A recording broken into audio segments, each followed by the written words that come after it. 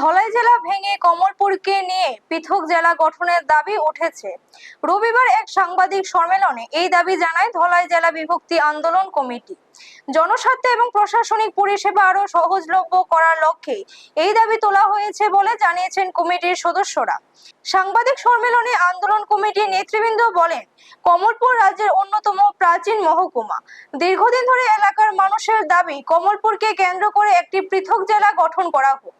তাদের মতে নতুন জেলা গঠিত হলে প্রশাসনিক কাজের গতি বাড়বে, সাধারণ মানুষের সরকারি পরিষেবা দ্রুত পাবেন এবং এলাকার সার্বিক উন্নয়ন আরো ত্বরান্বিত হবে। আন্দোলন কমিটির পক্ষ থেকে রাজ্য সরকারের কাছে বিষয়টি গুরুত্ব সহকারে বিবেচনার আবেদন জানানো হয়েছে। পাশাপাশি জনস্বার্থে দ্রুত কমলপুর জেলা গঠনের দাবি বাস্তবায়নের আহ্বান জানানো হয়।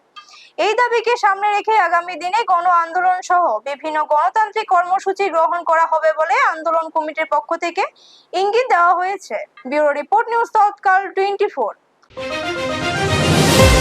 এখানে উপস্থিত হয়েছেন তার জন্য ধলাই বিভক্তি আন্দোলন, ধলাই বিফার্কেশন মুভমেন্ট ডিবিএম এর পক্ষ থেকে আন্তরিক কৃতজ্ঞতা প্রকাশ করছি।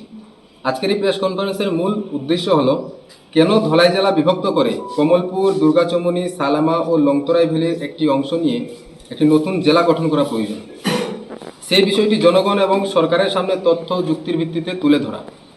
আমরা স্পষ্টভাবে জানাতে চাই, আমাদের এই আন্দোলন কোনো ব্যক্তি, দল বা এলাকার বিরুদ্ধে নয়। এটি সম্পূর্ণভাবে একটি উন্নয়নমুখী, প্রশাসনিক সুবিধাভিত্তিক ও জনস্বার্থের দাবি। বর্তমানে ধলাই জেলার বিস্তীর্ণ ভৌগোলিক এলাকা, ক্রমবর্ধমান জনসংখ্যা এবং দীর্ঘ দূরত্বের কারণে সাধারণ মানুষের প্রশাসনিক, স্বাস্থ্য, শিক্ষা ও অন্যান্য সরকারি পরিষেবা পেতে নানা সমস্যার সম্মুখীন হতে হচ্ছে।